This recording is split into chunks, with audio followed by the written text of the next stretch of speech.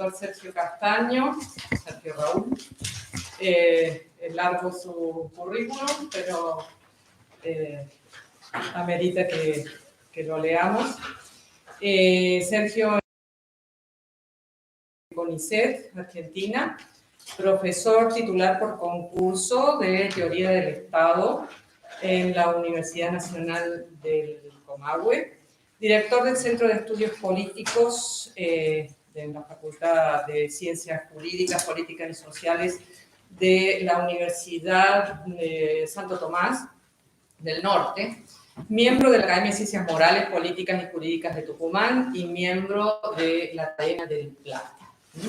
Doctor en Derecho Político por la Universidad de Buenos Aires y en Filosofía también por la Universidad Abad de Oliva de Barcelona. Además de postdoctorado en la Fundación Universi en España, Italia y Alemania y en Max Planck Institute de Historia del Derecho Europeo. Bueno, una larga lista de sus libros y publicaciones, entre los cuales vamos a destacar los últimos: Dios y la ciudad, estudios de teología política, que tiene traducción portuguesa de próxima aparición, ahora en 2023, y Esquiú, prócer liberal o teólogo de la cristiandad, publicado por UNSTA en 2022. Bueno, además de otras obras más clásicas como El valor de la política en Hermann Heller, El Estado en el orden internacional, El poder constituyente entre mito y realidad. Y aquí particularmente en Chile, editor, ¿no es cierto?, de... Uy, se me fue el Derecho Natural. Derecho Natural.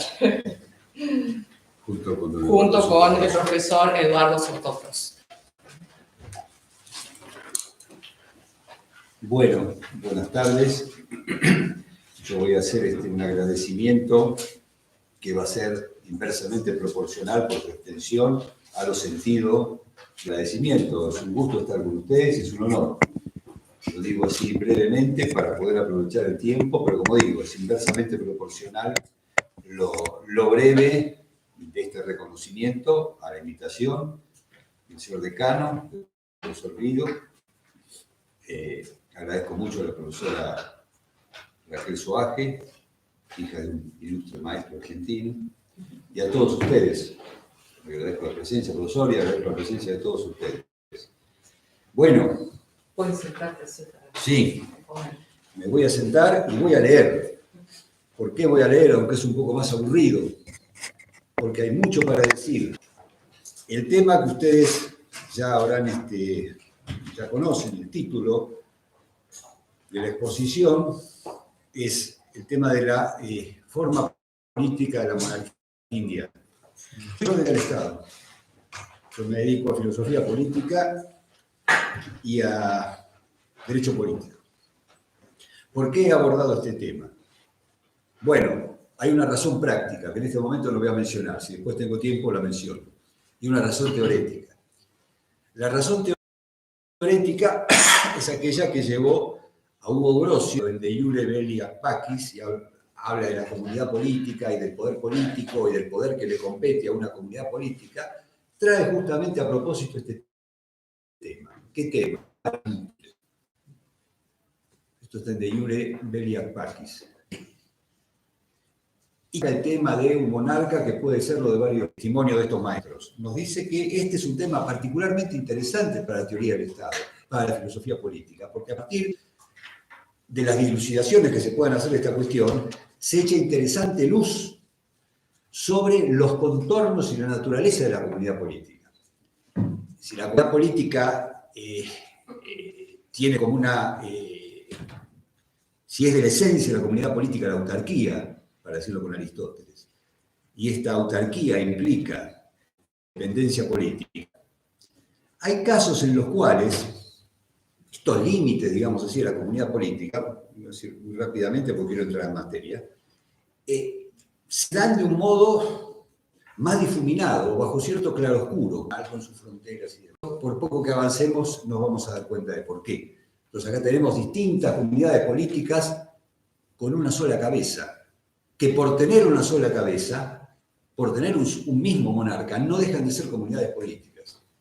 Un fenómeno atípico respecto de la situación contemporánea, que precisamente permite distinguir mejor los contornos, ¿no es cierto?, que por tratarse de realidades que no son sustanciales desde el punto de vista ontológico, una sociedad tiene una realidad, es real, no es un ente de razón, pero no tiene una realidad sustancial. ¿No? Es la Sittliche Substanz que dice Hegel en el parágrafo 257 de la filosofía del derecho. Tiene una realidad accidental. Entonces, cuando las realidades son accidentales para la persona humana, desde el comienzo, desde la concepción hasta la muerte natural, es la misma sustancia. Pero las realidades accidentales tienen contornos más difuminados. A veces no es decir, ¿desde cuándo esto es comunidad política y cuándo dejó de serlo? Por ejemplo, un proceso de integración. No hay un límite taxativo como podemos tener en el caso de la concepción para la persona humana como una realidad sustancial. Entonces, dije que no iba a ser más, no iba a estar más acerca del interés de la cuestión, iba a entrar en materia, no lo estoy cumpliendo. ¿Ven? Por eso es que quiero leer, porque si me pongo a charlar, no digo que en la charla no saliese algo interesante, eso no lo voy a decir tampoco, pero no tenemos tiempo. Entonces, a ver, vamos a centrarnos en la cuestión de la monarquía indiana. Yo sobre esto, después seguramente el tiempo va a ser escaso y no lo voy a poder decir, hay un artículo sobre esta cuestión que apareció en el último número de la revista de Estudios Históricos Jurídicos de la Universidad Católica de Valparaíso, de la Pontificia de Valparaíso. Hay otro artículo sobre el tema, ese sobre la cuestión indiana. Hay otro artículo sobre las uniones de estados que apareció en Historia Constitucional de la Universidad de Oviedo en el año 2020. Un artículo sobre este problema de las Indias, de la naturaleza de la monarquía indiana en el gran teórico del Estado y del Derecho indiano, Juan de Solórzano Pereira, en la revista de Historia del Derecho del año 2018. Otro trabajo en una revista española sobre la cuestión de la politicidad natural en Solórzano. Y otras cosas que, bueno, pues no quiero detenerme más. La relevancia del tema, materialmente, digamos así, como cuestión histórica. Dice Sorraquín Becú que es el problema más importante del derecho indiano. Y se dirime, decimos nosotros, esto es textual, se dirime en la determinación de la naturaleza del vínculo jurídico que unía a las Indias con Castilla. Más concretamente, radica en la determinación del preciso sentido en que debe entenderse la figura de la incorporación de las Indias a la corona de Castilla. Es decir, si tal incorporación se opera respecto de, 1, Castilla como corporación o comunidad política, o 2, respecto de la corona, en tanto distinta del reino, como el haz de derechos patrimoniales y jurisdiccionales cuyo titular es la persona pública del soberano. Esto es importante, la cuestión de la persona pública, se habla de la persona física. Vamos a tener una persona física que tiene varias personalidades políticas. Esos derechos, en este caso, recaerían en la persona del legítimo heredero del reino castellano. Hay una serie de advertencias terminológicas que son relevantes. Entremos en el tema de las categorías jurídicas. Los cánones jurídicos del derecho común, ya por lo menos desde Bártolo y Bardo y Baldo, desde Bártolo y Baldo y desde Enrique de Segusa el Ostiense y las partidas. O sea, en el siglo XIII, Enrique de Segusa trabaja el tema, son 5 categorías, las partidas lo recogen, y después quienes de alguna manera amoneden los grandes conceptos van a ser los grandes canonistas Bártolo, de Sassoferrato y Baldo, figuras muy importantes en el recurso del pensamiento político y jurídico. A veces no ocupan el lugar que merecen en las historias del pensamiento político, en las historias del pensamiento jurídico, porque realmente tuvieron una importancia mayor. Dejemos entonces las 5 de los Ostiense, las 3. Eran portadores de 2 categorías fundamentales de unión entre reinos o entidades políticas, o conventos y órdenes religiosas, porque este es un tema canonístico, que se inicia como cuestión cuando se crean uniones en el seno de la Iglesia Católica. Hay muchas cuestiones que se inician en el seno de la Iglesia Católica. Por ejemplo, el tema del funcionario legimus solutus. Decía Carl Schmitt que la dictadura soberana reconoce un antecedente importantísimo en los comisarios, muchas gracias, en los comisarios papales de Inocencio III que combatían la herejía albigense, que estaban en legimus solutus. Eran comisarios que ejercían una dictadura comisarial absoluta. Y él retrotrae los orígenes de la dictadura comisarial a estos funcionarios papales del comienzo del siglo XIII. Yo esto lo investigué un poquito, en Otto Hintze, un gran historiador del derecho alemán. Hintze efectivamente lo confirma. Es así. O sea, hay una cantidad de fenómenos, en este caso sería el fenómeno del absolutismo, que aparece en el seno de la Iglesia y después en el ámbito civil. Bueno, entonces, dos categorías. La accesión, que implica anexión política al reino principal, y una consecuencia considerada propia de esta forma, la consiguiente extensión del derecho del reino principal a la comunidad incorporada. O sea, hay anexión política y como consecuencia, porque este es un principio, nosotros lo tenemos desarrollado en varios trabajos y libros incluso, ¿no es cierto? Porque hay comunidad política, hay potestad política, porque hay potestad política y derecho positivo. Entonces, el fenómeno jurídico viene a la cola, es indispensable, por supuesto, pero viene posteriormente al fenómeno social y político. Esta derogación del orden jurídico, o esta, digamos, puesta entre paréntesis, o derogación del orden jurídico de la sociedad incorporada, en el caso americano, podría deberse al derecho de conquista, o al paganismo de la entidad política sujeta, o en general a una diversidad accionormativa cuya compatibilidad total o parcial con el orden del reino aglutinante o principal dependía de la decisión de su príncipe. Acá tenemos no solamente doctrina hispánica, ni solamente católica, sino la doctrina que era propia de la cristiandad. Uno lee los fallos del juez Coke, por ejemplo, una gran figura de la política y también de la doctrina. Hobbes tiene un trabajo polémico con Coke, sobre Coke, y nos encontramos con lo mismo, ¿no es cierto? Es decir, el reino anexionado, cuando se trata de un reino pagano, el ordenamiento jurídico del reino pagano, queda ipso facto abrogado. Está en las manos del príncipe, después ver cómo hace justicia. En la medida, sobre todo, que este reino pagano contenga un ordenamiento jurídico incompatible con la cristiandad. Dice Coke, que era protestante y británico. Inglés, no británico, perdón. Esto lo dice en 1608. La segunda categoría es la unión eque principaliter, en la cual los reinos involucrados quedan sujetos de modo en principio paritario bajo un mismo príncipe. Esto se corresponde, esta eque principaliter, se corresponde con las formas de unión monárquicas estudiadas por el derecho político. Fíjense, estamos en la canonística siglo XIV en principio, digamos, y de ahí para adelante. Esto se corresponde con lo que el derecho político modernos, sobre todo con autores alemanes, son los más importantes, los más conspicuos, con las formas de unión personal y de unión real. Ambas uniones se grafican en la modélica expresión de Solórzano, retomada en nuestros días por John Eliot. John Eliot es un gran historiador, falleció hace muy poco, creo que un par de años. Un gran historiador del mundo hispánico. Y el que, ya vamos a ver, o ya lo digo, por si no hay tiempo de decirlo, ¿no es cierto? El que relanza el tema con el nombre de estados compuestos, monarquías múltiples y monarquías compuestas, y más décadas. Un artículo de 1992 que ha hecho época en Past and Present, ¿no? Él habla de una monarquía, una Europa de monarquías compuestas. En realidad no es lo mismo compuesto que múltiple, ya lo vamos a decir brevemente, muy interesante. Otro historiador británico, Conrad Russell, ya lo vamos a decir después, no, mejor lo decimos ahora porque nos olvidamos.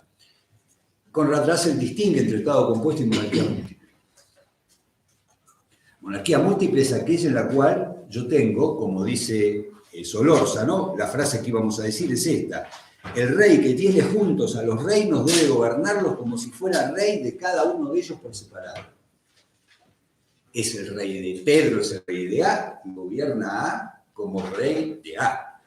Y también la persona física tiene una segunda personalidad política por la cual gobierna a B como rey de B. Y es como si fuera solo rey de B o solo rey de A. Entonces, ¿qué dice Russell? Es un historiador británico que ha trabajado y publicado cosas muy interesantes en los años 90. Esto se estuvo trabajando, evidentemente tiene que haber tenido que ver el acicate de la cuestión de la Unión Europea, ¿no es cierto?, para hablar de estas formas complejas de Estado y demás. No dudo que este tiene que haber sido la motivación, digamos, a lo mejor psicológica para la cuestión. Russell distingue entre la monarquía múltiple, que sería esto, y el Estado compuesto. Y dice algo muy interesante. Dice, una monarquía podía no ser múltiple, como la monarquía francesa, y sin embargo, tener forma de Estado compuesto. Porque era un patchwork de jurisdicciones. No estamos hablando del Estado moderno revolucionario que ha hecho tabla rasa de todas las tradiciones y que empareja todo con un código civil y un código político llamado Constitución. Racionalista, cuadriculado y barrenador de todas las diferencias. Entonces, vamos a tener en Francia los pays d'élection, por ejemplo, la isla de Francia, los pays d'État que se unen a la monarquía, por ejemplo, Bretaña, Ana de Bretaña, Luis XI, 1491, y los pays d'imposition, donde el poder del rey se impone por la fuerza y conquista, por ejemplo, el Franco Condado. Y la situación de cada uno de estos ejemplos, elección, imposición o pays d'État, es distinta. Entonces, ahí tenemos un Estado compuesto. Y dice Russell, y en esa época va a haber o monarquía múltiple o Estado compuesto. No puede no haber algo de eso. Pues efectivamente, el mundo pre-revolucionario y este mundo que se continúa en la Edad Moderna es un mundo todavía tradicional, políticamente tradicional. Y la tradición es portadora de diversidad. La tradición es portadora de concreción y de diversidad. Esto desde el plano litúrgico hasta el plano político, hasta el plano gastronómico. Dice Ginson, se recorría Francia antes y cada 50 kilómetros había un vino y un queso distinto. Bien. La unión real, que a nosotros nos interesa, configura un tipo algo más complejo que la unión personal. En la unión real hay una comunidad de monarcas de coronas que permanecen distintas, como en la personal, pero al contrario de esta, al contrario de la personal, la causa del vínculo entre ambos reinos no es el casual o fortuito entrecruzamiento de líneas dinásticas. Esto es lo propio, en principio, salvo el caso del casamiento, por ejemplo, Fernando y Isabel, lo propio de las uniones personales. Un entrecruzamiento fortuito, casual, de líneas dinásticas en una persona física. Entonces, Jacobo VI de Escocia va a ser Jacobo I de Inglaterra. E Inglaterra, entre 1603 y 1707, cuando la reina Ana, la última Estuardo, consume la unión y aparezca Gran Bretaña, va a estar bajo unión personal.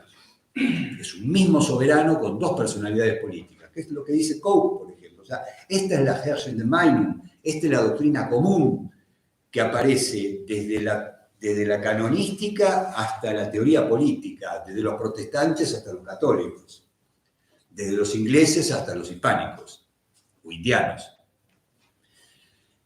Entonces, en la unión real suele descansar en un tratado entre dos reinos o entidades políticas, y este pacto, o sea, alguna forma de tratado, no afecta a la independencia de las comunidades respectivas, pues el monarca único es rey de cada uno de los reinos, y cuando gobierna, sus actos se refieren separadamente a un otro reino.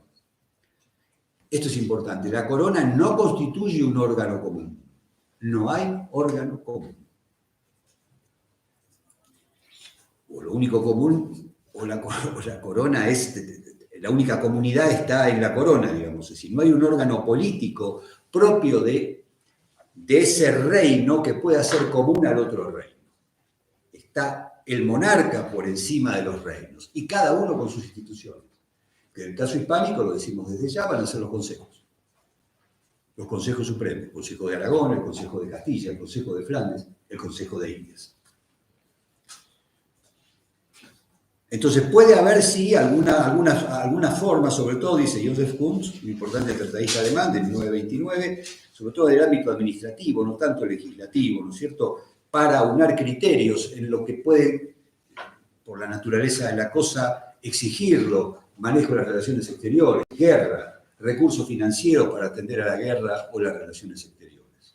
Pero no más que esto. Y cuando dicen esto están pensando, por ejemplo, en la monarquía dual. El caso de Austria-Hungría, 1867, el Ausgleich, el emperador de Viena, que es rey apostólico de Hungría.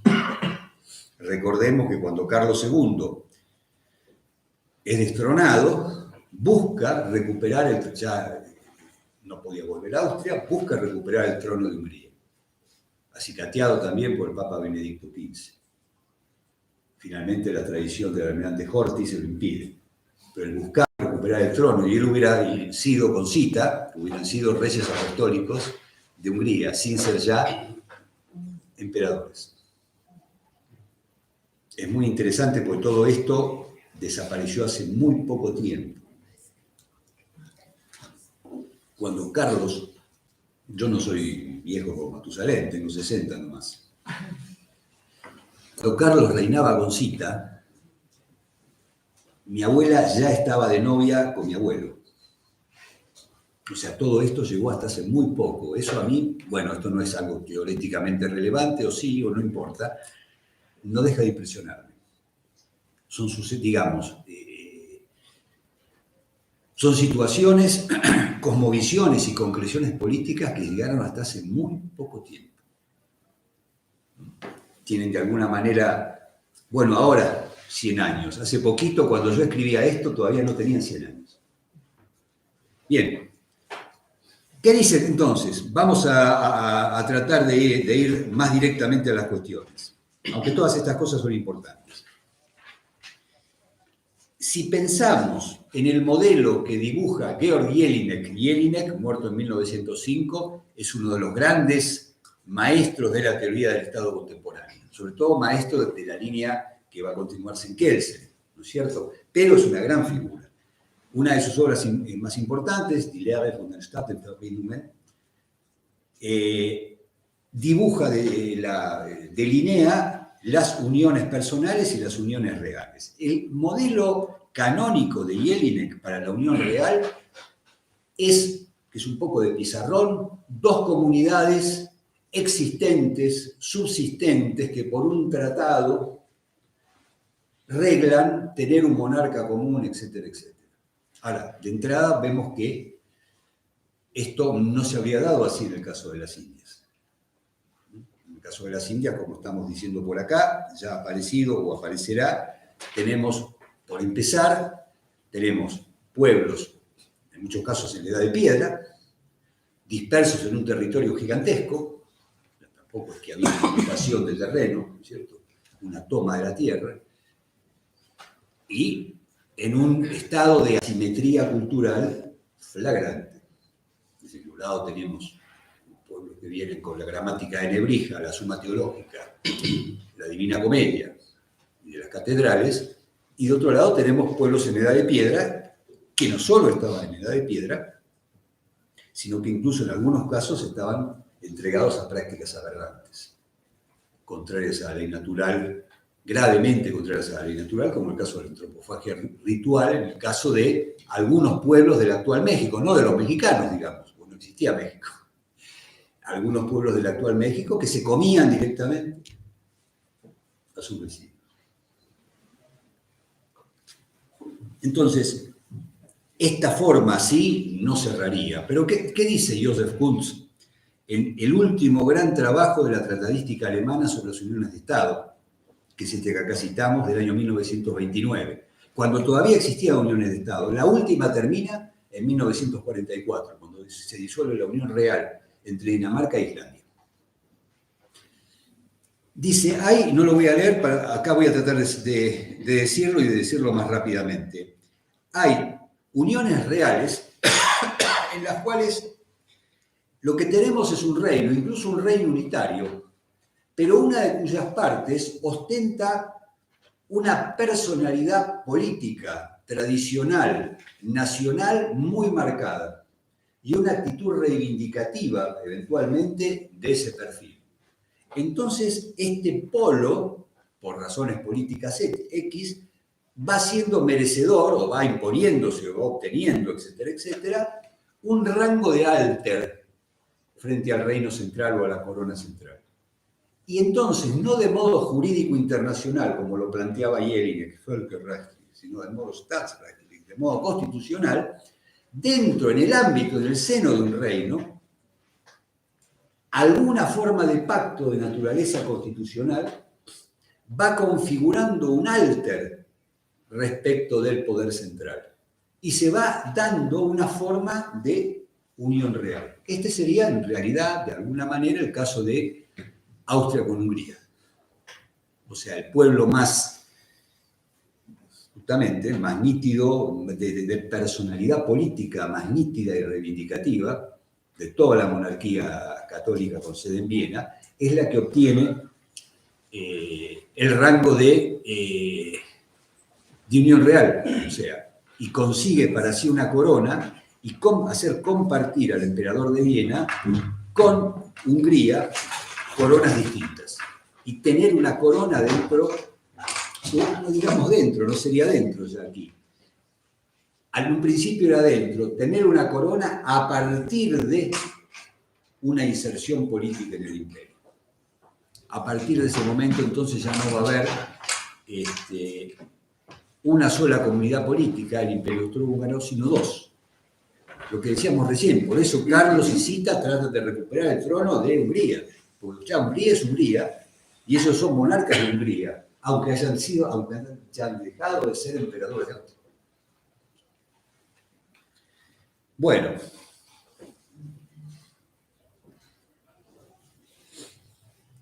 ¿qué dice la tratadística hispánica sobre esto? Hasta acá estamos viendo lo que dicen los alemanes en el siglo XIX. ¿Qué dice la tratadística hispánica en el siglo XVII? Vamos a ir a dos juristas aragoneses. No es casual esto. Castilla tiene un decurso histórico mucho más centralista, como ustedes saben. Y es Aragón, y es por otro lado cuando vengan los Borbones y hagan tabla rasa de las instituciones, salvo Navarra, en toda la península, son quienes más van a sufrir, ¿no es cierto? La nueva planta y demás. Tenemos a Lorenzo Mateu y Sanz, un célebre jurista valenciano, 1618-1680. ¿Cómo define el modo eque principaliter? La unión se verifica por el hecho de que ambos serán conducidos por el mismo rector. En esta unión se presupone la probabilidad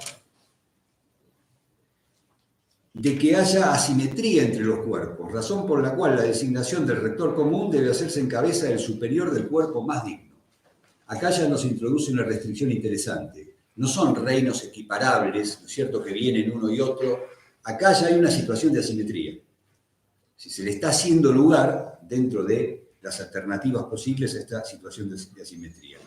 Por el contrario, ¿cómo es la unión accesoria? Dice Mateu. Tal unión involucra a una parte superior y principal y a otra inferior y sujeta.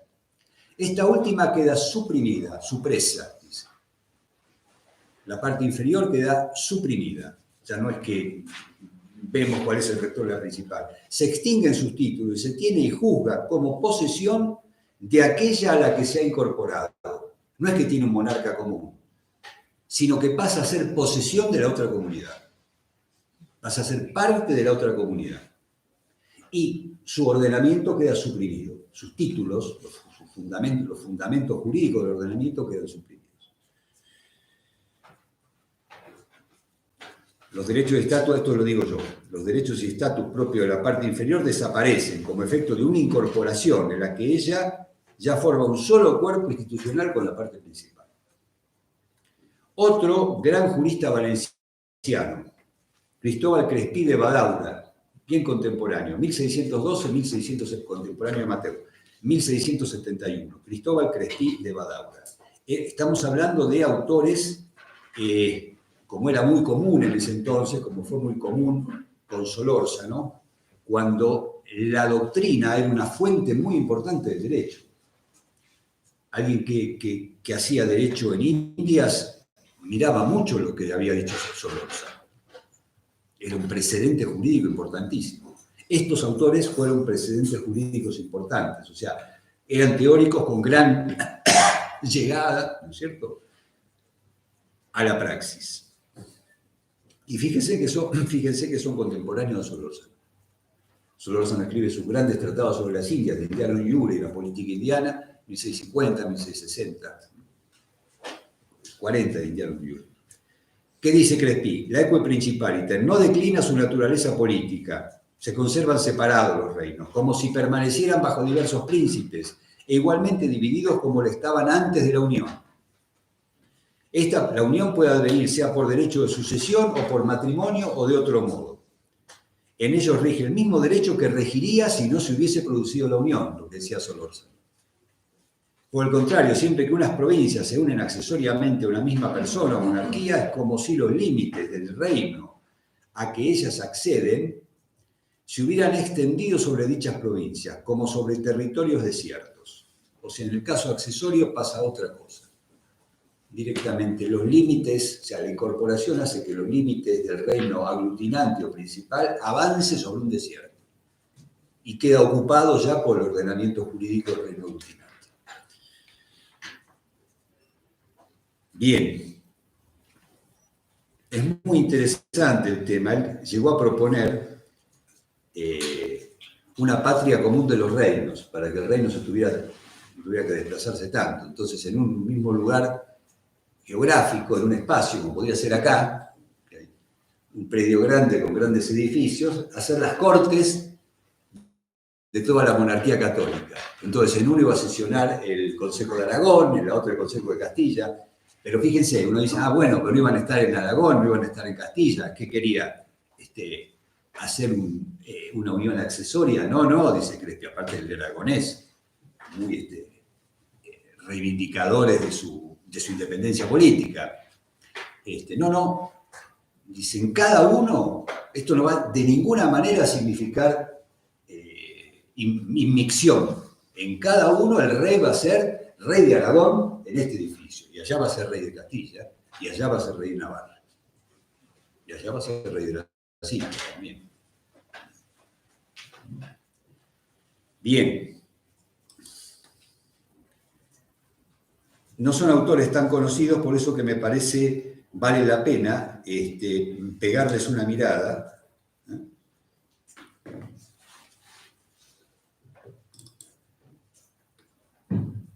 Y otra pasada más por esto.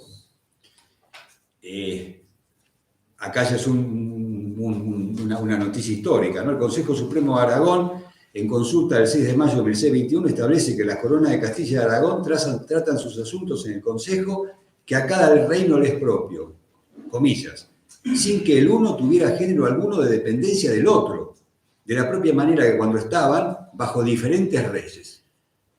O sea, acá que tenemos, el 1621 es el Felipe III todavía. Bajo Felipe III están como antes de Isabel y Fernando. Felipe III es rey de Aragón y es rey de Castilla, igual que había reyes de Castilla y reyes de Aragón antes de Isabel y Fernando. Un historiador muy interesante español que se ha dedicado en nuestras últimas décadas a este tema es Juan Luis, después vasquizado, no sé si se dice así, es un neologismo. Yo le pregunté a un vasco que no se pronunciaba esto, se pronuncia Ion, J-O-N, Ion Arrieta. Arrieta, que es profesor de la Universidad del País Vasco, un trabajo muy interesante. Y dice algo muy importante para nosotros. Dice que estas uniones, por unión eque principaliter, ¿no? Estamos estudiando las uniones eque principaliter, pero con el ojo mirando a las Indias. Entonces tenemos que ver precisamente en qué medida esto nos sirve para iluminar la situación indiana. Entonces, lo que dice Arrieta es muy interesante. Dice, estas uniones deben ser asumidas no tanto teniendo en cuenta su comienzo, sino ante todo sus efectos, cómo terminan, o resultados a largo plazo. En esa línea, Arrieta afirma que una unión accesoria en su inicio, como no puede no haber sido la unión de Castilla con las Indias, ¿qué vamos a hacer? ¿Vamos a dejar que los aztecas se sigan comiendo a los vecinos? Porque digamos, viene Castilla, ¿no es cierto? La Castilla cristiana, y tiene que... Esto no ocurrió, ni podía ocurrir, fundamentalmente no ocurrió, dejemos si podía ocurrir. No podía ocurrir. Fíjense lo que dice. Una unión que en un principio es accesoria podría no producir efectos extintivos o de subordinación. Con el paso del tiempo, esa unión llegaría eventualmente a ser recíproca o respectiva. El origen de la unión en una conquista militar, esto también es un principio de aquel entonces, ¿no? El rey que conquista militarmente un reino tiene derecho de vida o muerte, en principio, sobre el reino conquistado. Entonces, podría derogar, incluso tratándose de reinos cristianos, o limitar o poner en tela de juicio el ordenamiento jurídico del reino conquistado. Entonces, la conquista militar daba un argumento muy fuerte para la unión accesoria. Después de la conquista militar, ya esto queda incorporado al reino. Pero dice Arrieta, el origen de la unión en una conquista militar tampoco arrojaría necesariamente el resultado de una accesión que subordine y absorba la jurisdicción vencida. En ese escenario, esto lo dice Arrieta, no es impensable que las instituciones de creación, aplicación e interpretación del derecho, incluso el ordenamiento jurídico en su conjunto, consigan mantener o ocupar su propio espacio. Cortito, dice, este es el caso de Navarra y Nápoles. Si se hubiera aplicado a rajatabla el principio de que la conquista militar barrena el ordenamiento jurídico del reino vencido, no habría habido derecho en Navarra y Nápoles. Y es un hecho que el derecho foral navarro pervivió inclusive a la tormenta borbónica. Y solamente fue puesto en tela de juicio en el siglo liberal, en el siglo XIX. Entonces no es la conquista militar la que necesariamente... Sí, la conquista militar no da título para producir necesariamente la unión accesoria. Tampoco.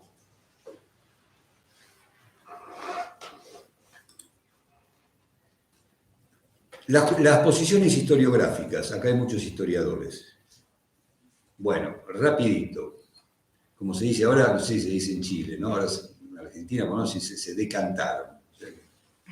Se decantaron por proponer una monarquía múltiple para las Indias. Ojo que esto no es una cuestión democrática, ¿no? Intenta ser más o menos científica. Así que no vamos a hacer una cuestión de votos o manos alzadas. Pero hay muchas manos alzadas para el lado de la monarquía múltiple. Alfonso García Gallo, gran historiador español, Clarence Herring, historiador norteamericano, Francisco Truso, un argentino que escribió un librito muy interesante, Richard Konetzke, un historiador alemán muy importante, Otto Stötzer, un historiador argentino, Enrique Díaz Araujo, argentino, Jaime Izaguirre, no hace falta que les diga de dónde era, tiene un magnífico librito que se lleva 20 ediciones, Alberto de la Era, de la Universidad de Navarra, Duñac Rodríguez, tampoco hace falta que les diga de dónde era, Marta Rodríguez Gil, discípula del historiador Pérez Prendes, en el trabajo sobre este tema de las uniones de reinos del año 2002, publicado en España. Pero tenemos, por ejemplo, a Juan Manzano, que habla de incorporación al reino, a Mario Góngora y a Francisco Tomás y Valiente, el malogrado miembro del Tribunal Constitucional Español. El caso de Sor Joaquín Becú es muy curioso. Sor Joaquín Becú se pronunció sobre este tema afirmando unión real entre Castilla y las Indias, en las 4 ediciones de su Manual de Historia de las Instituciones Argentinas en el Periodo Hispánico, que van de 1959 a 1981, las 4 ediciones. Inalteradamente se pronuncia por unión real. En el medio, en 1974, publica el trabajo más extenso dedicado a esta cuestión específica, en el cual dice que hay incorporación al reino. Pero no modifica su manual. Entonces, ¿qué posición sostiene Sorraquín Becú? Bueno, yo digo que hay que tomar las cosas no a la fácil, ¿no? Yo digo que sostiene la posición de negar que haya habido una monarquía múltiple. Me parece más interesante esto.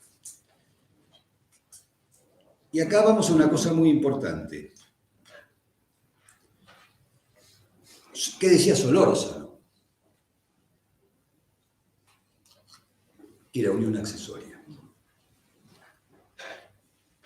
Entonces, claro, si Solórzano decía algo y uno viene con la cosa discordante, tiene que ir un poquito con temor y temblor.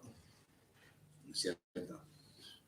Nosotros decimos, los supuestos supramencionados de la accesión, conquista, paganismo, práctica contraria a la ley natural, se verificaban en el caso indiano. Se verificaban todas juntas.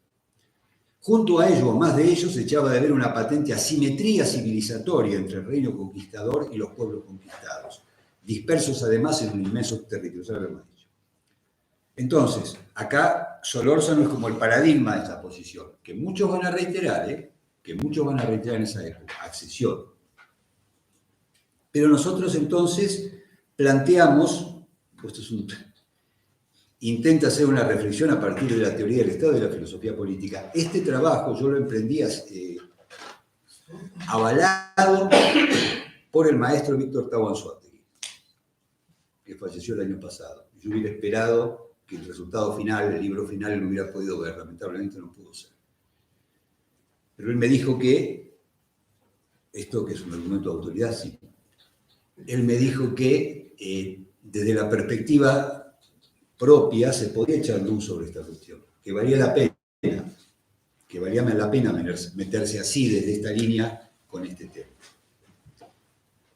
De hecho, yo expuse en 2 reuniones de trabajo en el Instituto de Historia del Derecho invitado por él. Fíjense, entonces, estos supuestos están. Ahora, a ver, lo voy a decir rápido. Lo voy a decir y lo voy a tratar de decir rápido. La cuestión fundamental es la siguiente. Había un órgano supremo de gobierno, jurisdicción y legislación para las Indias, que era propio y exclusivo de las Indias. Un órgano que no dependía de ningún modo del órgano supremo del reino aglutinante, Castilla. Y que cuando aplicaba de modo subsidiario legislación castellana, lo aplicaba por decisión propia. Porque esto es muy importante. En el avance de la investigación yo me encuentro, bueno, ¿qué pasa con la legislación subsidiaria del reino castellano que se aplica en Indias? Y ahí la cuestión fundamental, desde el punto de vista político, desde el punto de vista de la naturaleza de la cosa, desde los principios del orden político, es quién decide la aplicación. La aplicación la decidía el Consejo de Indias. Entonces, el Consejo de Indias era auténticamente supremo. Solórzano tiene palabras levantadas respecto al Consejo de Indias. Uno de los libros de la política indiana está dedicado al Consejo de Indias. Solórzano integró el Consejo de Indias. Bueno, además vivió en Indias y se casó con una dama limeña. Y él decía, ¿no? El Consejo de Indias tiene que ir detrás del monarca, delante del Consejo de Flandes, porque las Indias son mucho más importantes que Flandes. Desde el punto de vista de los principios del orden político, la posesión de un órgano propio y de un derecho propio milita a favor de la existencia de este reino como un reino unido equo principaliter. Y esto por la naturaleza de la cosa e independientemente de cuál haya sido el comienzo con el cual comenzó la relación. Sorraquín Becú, en su extenso trabajo, desde el punto de vista jurídico, plantea que es cierto, los reinos de Indias no eran gobernados por Castilla, por el reino de Castilla. Dice, pero sin embargo eran de Castilla. Bueno, nosotros nos animamos a decir también, con respeto al maestro Sorraquín, que si los reinos no eran gobernados por un órgano de Castilla, es que no eran de Castilla. Si los reinos tenían un órgano propio, esos reinos no eran del otro reino, del cual, en tanto reino, no dependían. Jurídicamente no dependían. Todo lo que pueda decir, y efectivamente se puede decir acerca de la dependencia política, la dependencia económica, etcétera, etcétera, más otras cuestiones. La integración del Consejo de Indias, básicamente por peninsulares, el hecho de que el Consejo de Indias no residiese en India, sino en la península. Todas estas son cuestiones que no se pueden desatender. Y acá hay algo muy importante en lo que el maestro Tabonsúategui insistía mucho, y que vale para este caso y para muchos otros casos. El tema de la diversidad indiana. Acá no nos la sabemos. Primero, estos tipos, porque no son esencias, estos tipos de uniones monárquicas no responden a un modelo claro y distinto racionalista, perfectamente delimitado, en el que entren todas las formas de uniones de reinos. Noruega y Suecia va a entrar, Austria y Hungría va a entrar, las Indias con Castilla van a entrar, y todas, digamos, van a caber con perfecta nitidez dentro del modelo claro y distinto. Por supuesto que no es así. Y en las Indias, las diversidades son mucho mayores. Hay un texto absolutamente... Hay muchas cosas que, bueno, las que no podemos abundar, pero... Y esto no es una anécdota, ¿no? Es muy interesante respecto de lo que estamos diciendo. El rey Felipe le escribe unas instrucciones al conde de Nieva, que va a ir de virrey de Perú, de Nueva Castilla, 1560 y algo. Y le dice, bueno, usted tiene que tener en vista los grandes principios, y los nortes, y los fines de su misión, que son Dios, el bien de la monarquía, el bien de los conquistadores y pobladores, heroicos conquistadores y el bien de los indios. Insiste mucho con lo del bien de los indios, se lo dice en 2 o 3 partes o 4. Y le dice, ahora, teniendo en cuenta eso, ¿qué tiene que hacer en particular? Yo no se lo puedo decir. Usted lo tiene que ver in situ y de viso. Yo no le puedo dar una receta exacta de todo lo que tiene que cumplir. Es imposible. Y usted decida, dice, tampoco es que vea algo y entonces me manda a preguntar a mí. Porque entre la pregunta y la respuesta, ¿cuántos meses pasan? Y se abre un cráter ahí. Eso lo dijo Felipe. Pero más o menos. Entonces usted decide, después me da parte. Entonces, esto que fue la empresa civilizatoria más grande cumplida en la historia de la humanidad, esto que fue, reitero y subrayo, la empresa civilizatoria más grande cumplida en la historia de la humanidad, desde el punto de vista natural, dice Solórzano, hay que buscar la reducción a la vida política. Aquí hay un paréntesis. Desde el punto de vista natural es sobrenatural, pero el paréntesis primero. Y pone un ejemplo Solórzano de qué está hablando cuando habla de reducción a la vida política. Uno puede pensar, claro,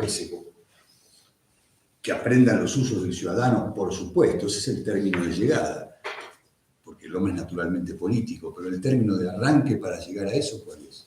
Y Solórzano pone este ejemplo, que aprendan a dormir en una cama, porque en el piso duermen las bestias. Entonces, la reducción a la vida política es reducción a la vida humana. Esto se propuso la empresa castellana. No solamente hacer futuros ciudadanos, sino empezar a dormir como personas. Y por supuesto, lo que insiste mucho Otto Carlos Stöckzer, nunca el poder político tuvo tantas atribuciones desde el punto de vista religioso. O sea, la empresa castellana en América es la fautora de la evangelización. La corona castellana evangelizó el continente americano. Eso en términos cristianos, que no hay que olvidar, porque también forma parte de la realidad, ya en algún momento nos enteraremos, significa que hay seguramente muchas almas salvadas gracias a esa empresa. Eso vale decir que es la empresa civilizatoria más grande cumplida en la historia de la humanidad. Y así, de esta manera típicamente medieval o tradicional, ¿no es cierto? No racionalista. Y usted vaya allá. Fantástico. Entonces, esto va a tener unos contornos muy propios.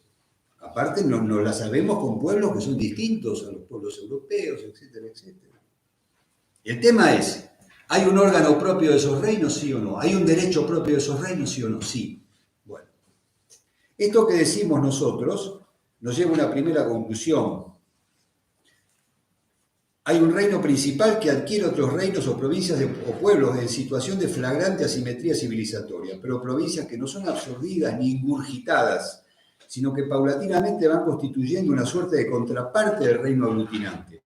Se trata de una sujeción o vinculación entre el reino principal y sociedades extracontinentales a la cristiandad, con las cuales, tras unos primeros años de conquista y ocupación, en los que hubiera resultado imposible que el reino castellano no controlase directamente y a través de sus propios órganos y leyes los territorios y los hombres sujetos, se va conformando un titular tras esto, décadas, se va conformando un peculiar estatus de autonomía peculiar bajo un órgano propio de gobierno para las Indias, que solo se subordina al monarca común, a las Indias y a Castilla. Este temperamento, bueno, esta idea, por ejemplo, un colega actual, profesor de la Universidad de Navarra, que tiene trabajos en particular un trabajo muy interesante sobre esto, Rafael Gómez Pérez. Lo podríamos haber citado en la lista esta en la que acumulamos autoridades. Gómez Pérez dice, en este sentido, la naturaleza accesoria de la Unión se fue dotando de un contenido que hacía de las Indias un territorio más semejante a Navarra o Aragón que a otros reinos accesoriamente unidos a Castilla, como Granada o Murcia. Bien, tengo otro trabajo sobre este tema que tengo, que es un estudio largo, no sé cómo conseguí que me lo publicaran, pero bueno. Es muy interesante, se llama Mutación Constitucional y Secesión Política, atiende al proceso de independencia norteamericana. Es muy interesante las concomitancias que tiene el giro de Estado nacional que toma la monarquía británica en el siglo XVIII, en paralelo con el giro borbónico de centralización y elección de una monarquía absolutista ya con viso de Estado unitario. En esto Sorraquín Pecú insistió mucho, cómo se habían cambiado los fines y los medios y el espíritu de la monarquía católica con el advenimiento de los Borbones. Es muy interesante las concomitancias que hay entre el giro que se da con el Parlamento británico, que es órgano de Gran Bretaña y que quiere ser órgano de las colonias.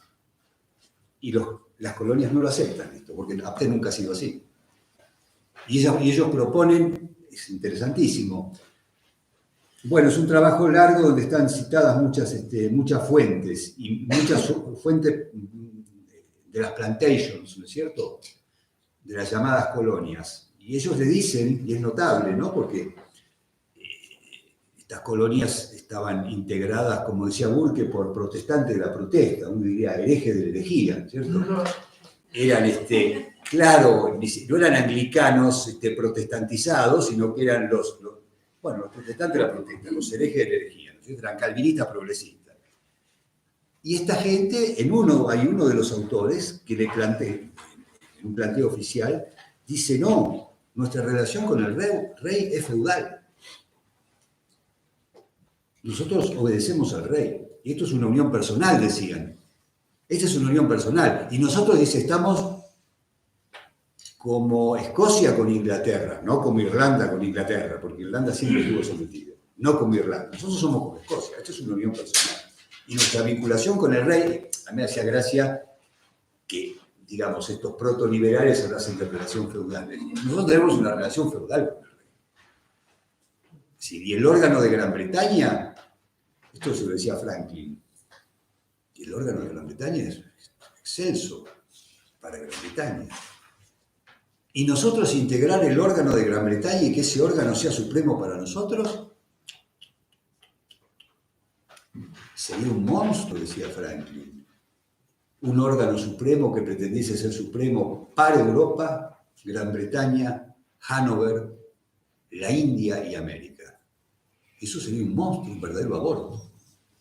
No, nosotros no queremos mandar diputados al Parlamento británico. El Parlamento británico es, como su nombre lo indica, británico. Bueno, sobre esto también tengo un trabajo. Este está aparecido en la revista de Historia Argentina Americana de la Universidad Nacional de Cuyo, en el año 2018. Vamos rápido entonces.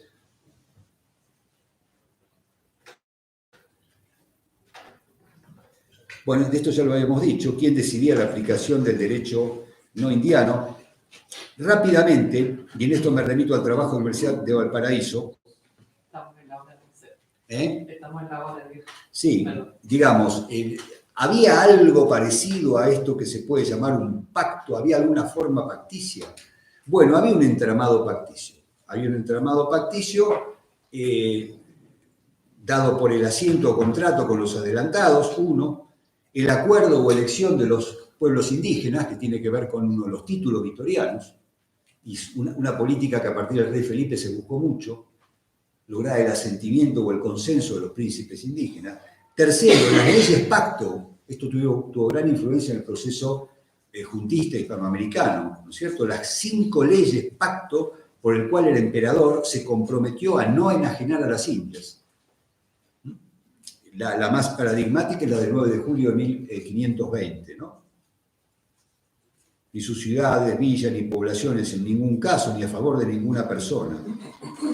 Prometemos y damos nuestra fe y palabra real por nos y los reyes nuestros sucesores, de que para siempre jamás no serán enajenadas. Cualquier donación o enajenación contra los susodichos se anula. Cualquier cosa que hagan mis sucesores se anulo y por tal lo declaramos. Esto en la época de los Borbones, por el contrario, se practicó.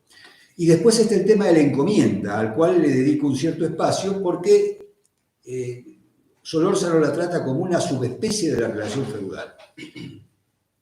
Entonces, ¿hay alguna forma de relación pacticia? Se puede decir que la hay. Esta es la segunda conclusión. Y terminamos en los últimos 3 minutos diciendo esto.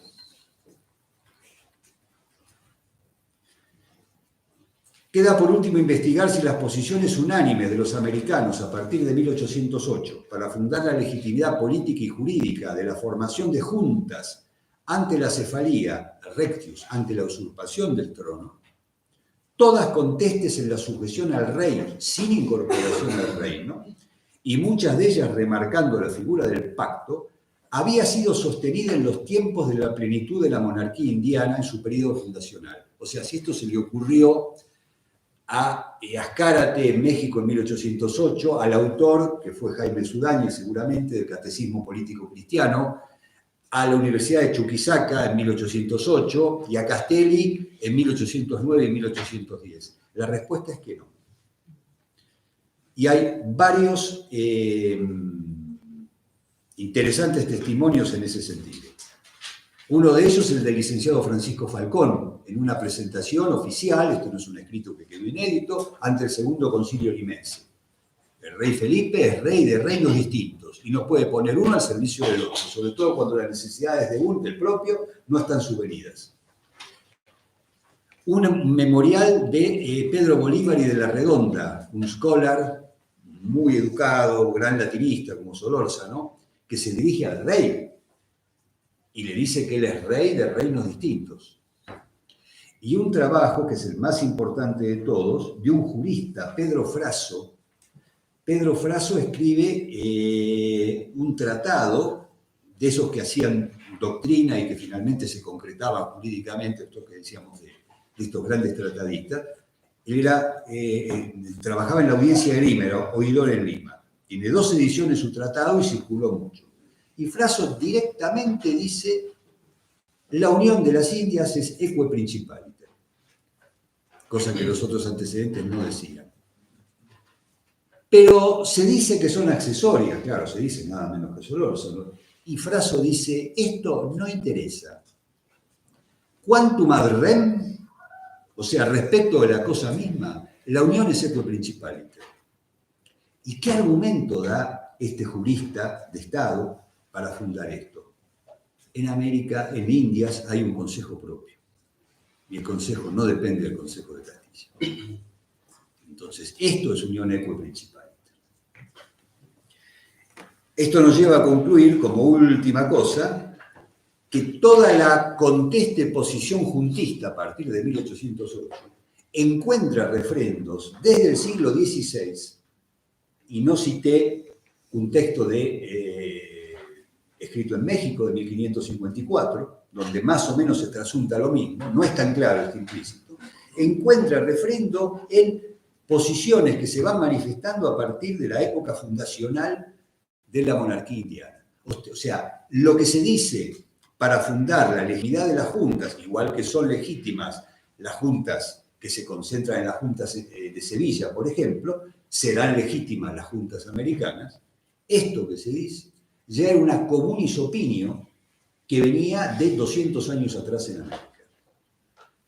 También tiene interés, ese interés práctico, el interés práctico de alguna manera de defender desde un punto de vista doctrinal la legitimidad del proceso que se inició en 1808 y 1810 en América, que por otro lado no se inició como proceso independentista. Y en esto hay, después de las investigaciones de François Xavier Guerrat, uno empieza en francés y termina en castellano, hay consenso entre los historiadores actuales. Un minuto me pasé.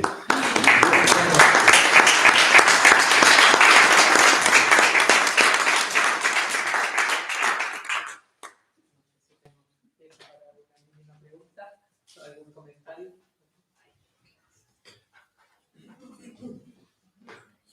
La unión de la Alemania Oriental, después de la reunificación... Esa pregunta sí que me sorprendió, ¿eh? Perdón. El esquema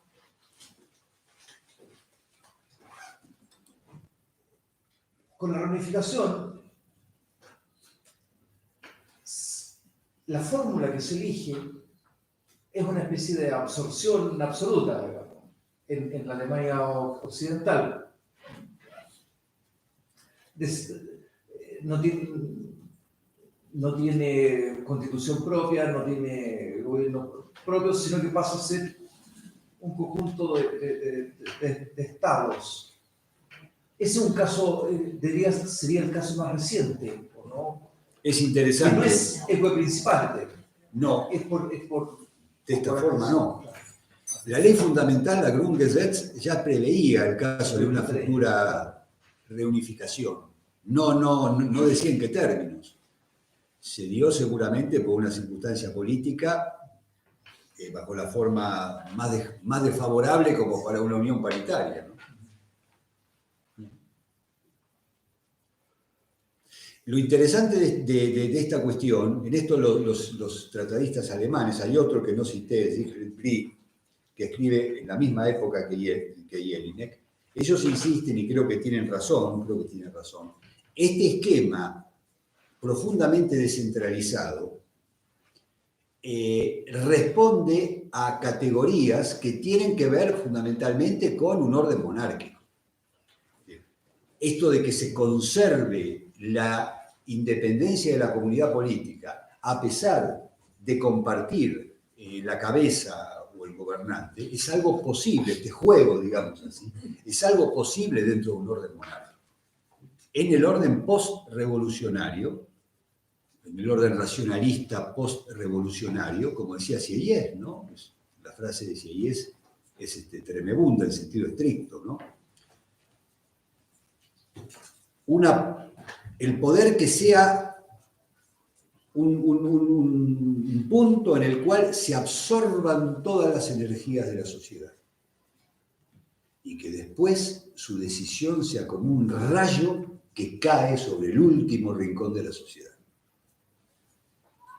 El espíritu racionalista y el espíritu de concentración del poder absolutista y ya pronto totalitario propio del Estado de la Revolución Francesa. Dicho por Sieyès, el creador de la Constitución de 1791. Entonces, lo que hay es, que esto es muy interesante, ¿no? Es decir, la empresa de los Habsburgo en América es como un gran desemboque o inercia del mundo tradicional. Es una empresa evangelizadora, es una empresa católica, es una empresa apostólica. Se podría hablar, y yo lo tengo escrito por allí, de una MMM, monarquía múltiple misional. Hay un gran libro de un historiador argentino, uno de sus mejores, Vicente Sierra, El sentido misional de la conquista de América. Ahora, junto con este espíritu misional, lo que hay es una cosmovisión tradicional. Es esta cosmovisión tradicional la que permite ese juego que se da entre una persona física que tiene varias personalidades políticas distintas. Hay como un desemboque del medioevo, el pluralismo de la fuente jurídica, la descentralización del poder, unido al espíritu evangelizador. Y es bajo este signo que la empresa castellana en América, bajo los Habsburgo, toma acuerdo. Y por eso es contradictorio con esto el signo que toma la monarquía bajo los Borbones. Es decir, no va a ser sin consecuencias. Esto no tenía por qué después producir un estallido, tal vez sí, pero el detonante de la crisis, la terrible crisis terminal de 1808, unida a la perspectiva por todos aceptada entre 1810 y 1812, de que Napoleón ya no iba a ser vencido, provocaron un cataclismo, respecto del cual las soluciones que se proveían desde la península no podían ser aceptadas, porque se dio un proceso análogo al del Parlamento británico. Es decir, el Estado Nacional Unitario de las Cortes de Cádiz rompía con esa tradición fundacional. Y el Estado absolutista que proponía, y vengativo además, Fernando VII, después de su reinstalación en el trono, rompía también con esa tradición fundacional. Sí, acá también hubo una mutación constitucional que, unida al cataclismo político producido por los sucesos de Bayona, motivó, y yo acá no hablaría de secesión. Secesión no sé si no lo pondría desde un punto de vista estrictamente político entre comillas. Es decir, Cataluña se podría secesionar hoy de España, pondría secesión. No es el mismo caso. No es el mismo caso porque había ya una forma sui iuris de comunidad política. Bernardino Bravo Lira tiene páginas magníficas sobre esto. Habla de 3 formas de avance imperial.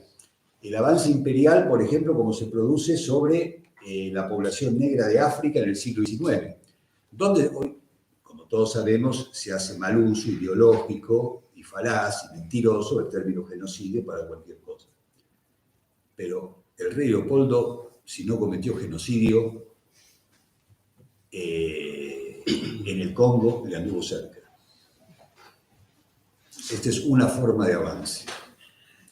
Hacer de cuenta que hay una res nullius y se avanza y se pone a las personas al servicio de como meras cosas utilitarias. Una segunda forma intermedia sería el avance ruso hacia el este. Dice, y la forma política de ejercer este engrandecimiento imperial. Política, ¿por qué? Porque busca conformar comunidades políticas. Es un trabajo muy interesante del maestro Bravo Lira, que estuvo ayer escuchando esta exposición en la Universidad de Santo Tomás. El Estado en Iberoamérica, de la revista de Historia de la revista de Valparaíso, del 2014. El espíritu político, digamos así, del engrandecimiento territorial, propio de la monarquía castellana, que buscó crear no colonias, sino comunidades políticas. Muchas gracias.